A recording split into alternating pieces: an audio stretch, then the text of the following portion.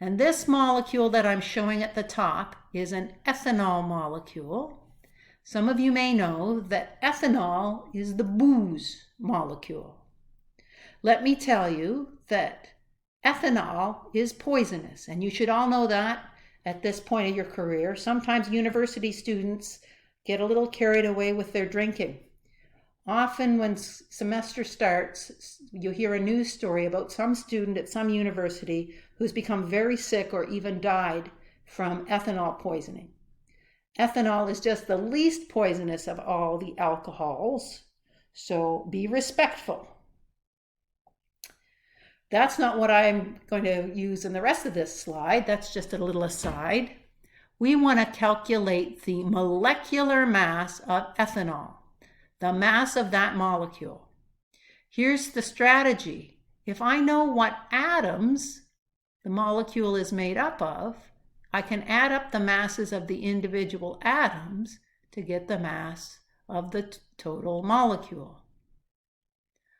In my model kit, and in these pictures, black usually represents carbon, red is oxygen, and white is hydrogen. So the formula for ethanol, given from that structure, is C2H6O. I don't care what order you list the atoms in. I don't expect you would know the formula if I didn't show you the model. We're here to think. We're not here to memorize a bunch of stuff. Okay, now I want the molecular mass, the mass of a single molecule. I'm talking on a tiny, tiny scale. I'm going to add up the masses of individual atoms. So the tiny mass unit I'm going to use is an atomic mass unit with the symbol U.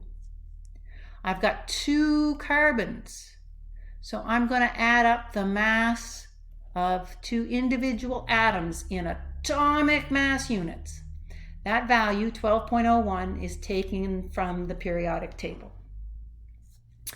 There are 6 oxygen atoms, and from the periodic table, the atomic mass is 1.008 atomic mass units.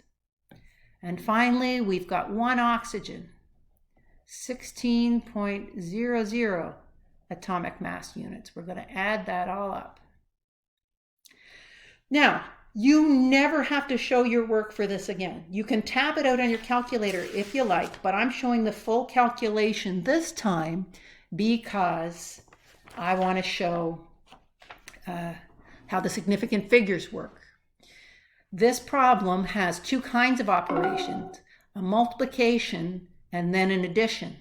2 different operations, that's where you're going to run into trouble with significant figures if you're not careful.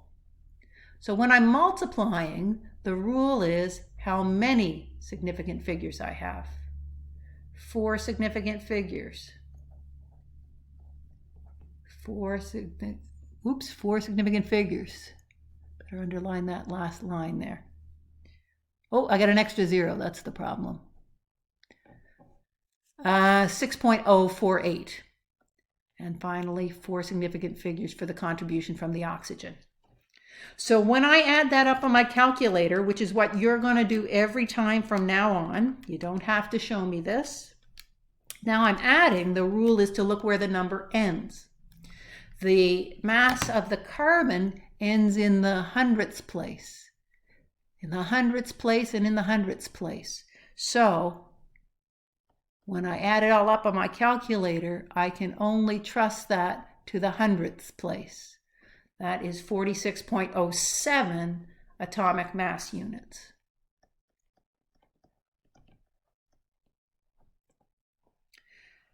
An individual molecule of ethanol has a mass of 46.07 units.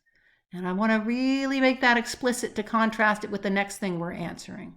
That is the mass of one tiny, tiny molecule. I'm going to contrast that with the molar mass of ethanol. Molecular mass is the mass of a molecule. Molar mass is the mass of a mole, a great big pile of things. And while we said that the mass of an atom was in atomic mass units, when we scale it up to the molar scale, the mass is big enough to be in grams. The numerical value is the same though. What I would do is add up the mass of a mole of 2 moles of carbon and the mass of a mole of oxygen and the mass of 6 moles of hydrogen to get 46.07 grams per mole. But that is a very different thing from molecular mass. That is the mass of a mole of ethanol. Great big pile. Big enough mass to weigh on the scales in the lab. Now that's for a covalent compound. What if we had an ionic compound? We're going to do the same analysis of an ionic compound. You're going to determine for me the formula mass for ethanol and the molar, not ethanol, that's a mistake. That should be strontium hydroxide.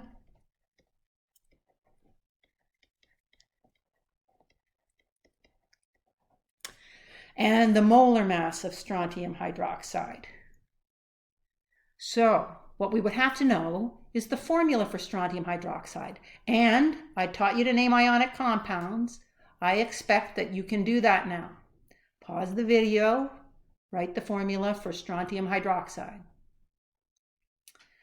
From its position in the periodic table, strontium has a charge of 2+ when it's in an ionic compound. Hydroxide ion, you memorized, I'm so sorry, is OH-. So to make the compound neutral overall, I would need 1 strontium and 2 hydroxides. There's the formula for strontium hydroxide.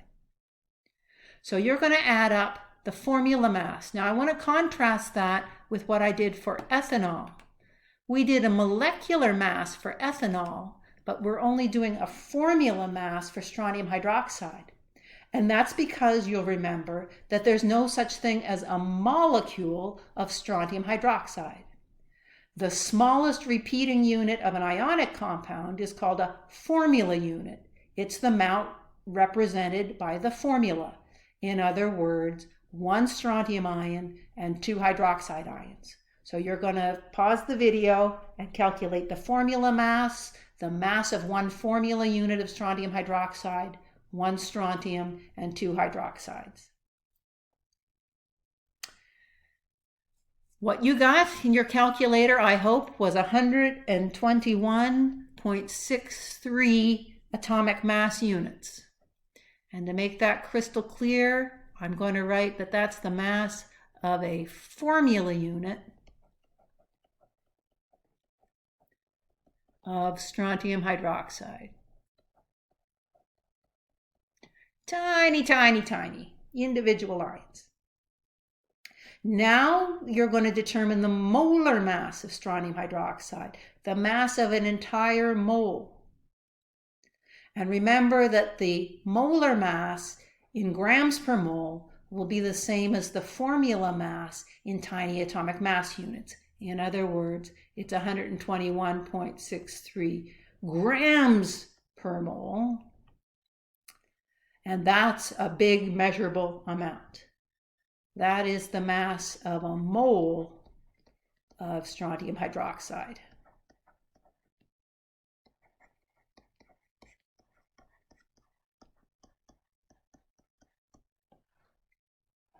So with that in mind, let's finish off this with one more slide. I want to know the mass of a mole of aspirin. And I know that you don't know what the formula of aspirin is, so I've given you the structure here. Let me tell you what this condensed structure means. Carbon is so common in organic compounds that wherever you see the intersection or the end of a bond, a carbon is implied. And what we'll see next semester is that carbon makes 4 bonds. So in addition to the carbon, it implies enough hydrogen to make the carbons have 4 bonds. I don't think you would have known this before. I had to flesh out this structure for you to be able to answer the question. Now that I have, I want you to pause the video and calculate the mass of 0.0137 moles of aspirin. All right. If you need to make a map, make a map. I want to find grams, and I'm starting with moles. And if I knew a conversion factor that had about both grams and moles in it, moles and grams, I could do this in one step. Hey, I know that conversion factor. That's the molar mass. So I can start out here. I start with moles. And I'm going to multiply by a conversion factor that will get rid of moles and give me grams. Grams per mole, molar mass. Oh, I need to calculate that like we did on the previous slide. I would have to know the formula. Oops, I missed a carbon there. 6 carbons for the ring, 7, 8, C8, H, 1, 2, 3, 4 for the ring, 5, 6, 7, 8, H8, O4. So, oops, 6, well, I missed another carbon, darn it. That's C9. Hope that didn't mess you up too much. Okay, C9H8O4, I promise.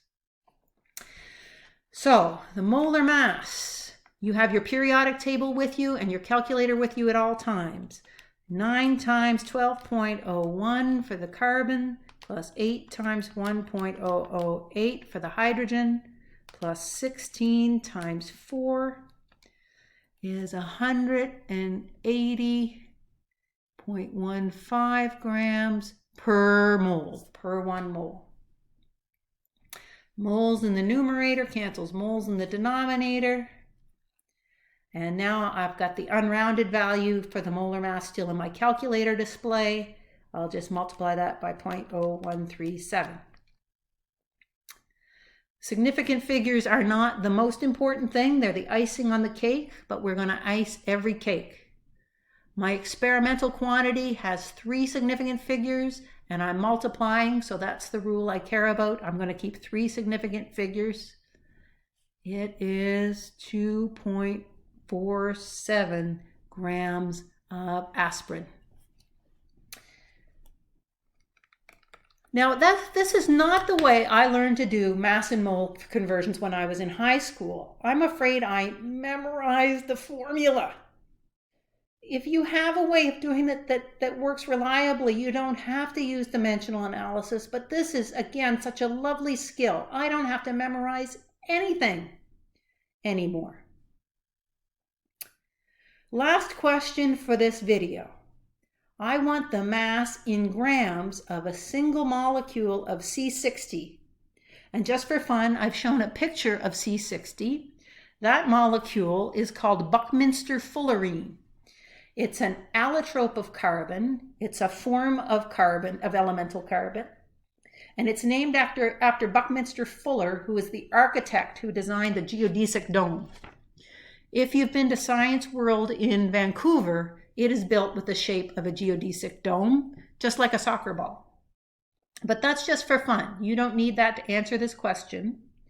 Pause the video and see what you can do. All right, I'm going to make a map. Do you have to make a map? No. Is making a map dimensional analysis? No, it's making a map. But here's the question part of the question. I need how many grams I have. Do I know a conversion factor that involves grams? Well, yeah, I know the molar mass, the mass of a mole. So I could find how many grams if I knew how many moles. Go back to my question. Do I know that? No, I don't know how many moles.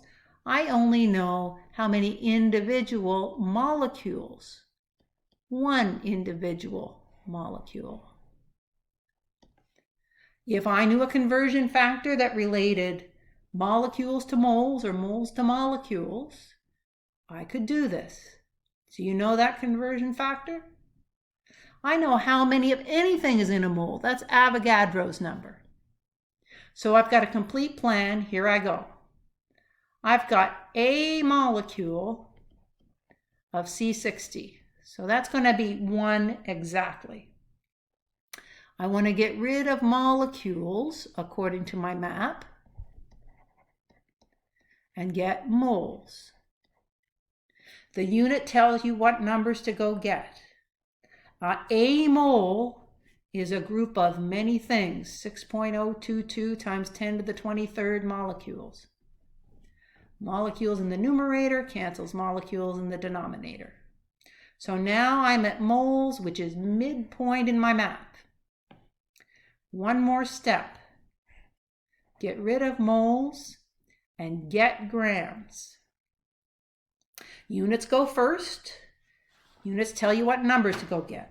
Grams per mole, molar mass, mass of 1 mole of Buckminster fullerene C60. So the molar mass would be the mass of 60 moles of carbon. 60 times 12.01 grams per mole, which is 720.6 grams per mole for C60. Moles in the numerator cancels moles in the denominator, and I'm left with grams. Woohoo! So now in my calculator, I'm going to tap this out, and I get 1.197 times 10 to the negative 21 grams. To 4 significant figures. 4 significant figures, 4 significant figures. The 1 molecule is exact. Let's think about the sense of that number. That's a tiny, tiny mass. But I'm only looking at an individual molecule of carbon-60. That's pretty small. All right, friends. I'll give you plenty of practice on that in your next assignment. And remember, if you apply dimensional analysis, you're off to the races.